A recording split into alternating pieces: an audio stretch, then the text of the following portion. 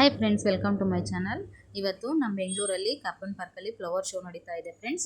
ಎಲ್ಲರೂ ಸತ್ತ ಮೇಲೆ ಸ್ವರ್ಗಕ್ಕೆ ಹೋದರೆ ನಾವು ಹುಟ್ಟಿರೋದೇ ಸ್ವರ್ಗದಲ್ಲಿ ಫ್ರೆಂಡ್ಸ್. ನಮ್ಮ ಕರ್ನಾಟಕ ಅಂದರೆ ಸ್ವರ್ಗ ಥರ. ಹಂಗೆ ಅಂದ್ಬಿಟ್ಟು ಸೋಂಬೇರಿ ಥರ ಇರೋಕ್ಕಾಗಲ್ಲ ಫ್ರೆಂಡ್ಸ್. ಇಲ್ಲಿ ಪ್ರತಿಯೊಬ್ಬರು ಕಷ್ಟಪಡಬೇಕು, ನಮ್ಮ ಜೀವನನ ಸ್ವರ್ಗದ ಥರ ರೂಪಣೆ ಮಾಡ್ಕೋಬೇಕು. ನಮ್ಮ ಬೆಂಗಳೂರಂತೂ ತುಂಬ ಚೆನ್ನಾಗಿರುತ್ತೆ ಫ್ರೆಂಡ್ಸ್. ನನ್ನ ವಿಡಿಯೋ ಎಲ್ಲೆಲ್ಲಿ ಯಾರ್ಯಾರು ನೋಡ್ತಾ ಇದ್ದೀರೋ ಗೊತ್ತಿಲ್ಲ. ಒಂದು ಸತಿ ನಮ್ಮ ಬೆಂಗಳೂರು ವಿಸಿಟ್ ಮಾಡಿದ್ರೆ ನಾವು ಸ್ವರ್ಗಕ್ಕೆ ಹೋಗಿ ವಾಪಸ್ ಬಂದು ಹಿಂಗಿದೆ ಹಂಗಿದೆ ಅಂತ ಹೇಳೋಕ್ಕಾಗಲ್ಲ. ಆದರೆ ನಿಮ್ಮ ಬೆಂಗಳೂರಿಗೆ ಬಂದು ಹೋದವ್ರು ಮಾತ್ರ ಸ್ವರ್ಗಕ್ಕೆ ಹೋಗ್ಬಿಟ್ಟು ಬಂದು ಅಂತಲೇ ಹೇಳ್ಬೋದು, ಅಷ್ಟು ಚೆನ್ನಾಗಿರುತ್ತೆ ಫ್ರೆಂಡ್ಸ್. ಕತೆ ಮುಂದುವರ್ಸೋಣ. ನನ್ನ ಚಾನಲ್ ಹೊಸ್ದಾಗಿ ನೋಡ್ತಾ ಇದ್ರೆ ಅವ್ರಿಗೆ ಅರ್ಥ ಆಗಲ್ಲ. ಇದಕ್ಕಿಂತ ಮುಂದಿನ ವಿಡಿಯೋದಲ್ಲಿ ಕತೆ ಹೇಳಿದ್ದೀನಿ, ಅದನ್ನೇ ಮುಂದುವರಿಸ್ತಾ ಇದ್ದೀನಿ. ಆಗ ನಾರದರು ತನ್ನ ಪ್ರಶ್ನೆಗೆ ಉತ್ತರ ತಿಳ್ಕೊಬೇಕು ಅಂತ ಬೆಳಗ್ಗೆನೇ ಸ್ವರ್ಗಕ್ಕೆ ಹೋದ್ರಂತೆ.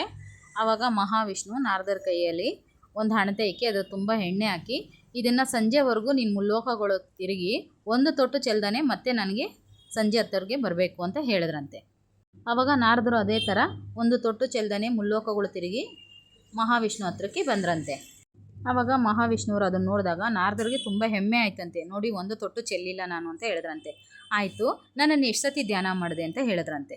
ಸ್ವಾಮಿ, ನನ್ನ ದೃಷ್ಟಿ ಎಲ್ಲ ಎಣ್ಣೆ ಮೇಲೆ ಇತ್ತು, ಅದು ಚೆಲ್ಲಬಾರ್ದು, ನಿಮ್ಮ ಆಜ್ಞೆ ಮೀರಿದ್ರೆ ನಿಮ್ಮ ಕೋಪಕ್ಕೆ ಗುರಿ ಆಗ್ಬಿಡ್ತೀನಿ ಅಂತ. ಹಂಗಾಗಿ ಮಹಾವಿಷ್ಣು ಹೇಳಿದ್ರಂತೆ, ಭೂಲೋಕದಲ್ಲಿ ಕಟ್ಗೆ ಹೊಡೆದು ಕಷ್ಟಪಡೋನೇ ನನ್ನನ್ನು 5-6 ಸತಿ ನೆನೆಸ್ಕೊಂಡ, ನೀನು ಬರೀ ಅಂಗೈಲಿ ಎಣ್ಣೆ ಇಟ್ಕೊಂಡು ನಾನು ಮರ್ತೋದೆ ಹೆಂಗೆ ನಾರದ ಅಂತ ಕೇಳಿದ್ರಂತೆ. ನಾರದರಿಗೆ ತನ್ನ ತಪ್ಪಿನ ಅರಿವು ಆಯ್ತಂತೆ. ಅವ್ರ ಪ್ರಶ್ನೆಗೆ ಉತ್ತರ ಸಿಕ್ತಂತೆ. ಈ ಕತೆ ನೀತಿ ಏನಂದರೆ, ನಾವು ಒಳ್ಳೆಯವರು, ಅವರು ಕೆಟ್ಟವರು. ನಾವು ದೇವ್ರನ್ನ ಕೈ ಮುಗಿತಾ ಇದ್ದೀವಿ, ಅವರು ದೇವ್ರನ್ನ ಕೈ ಮುಗಿತಾ ಇಲ್ಲ.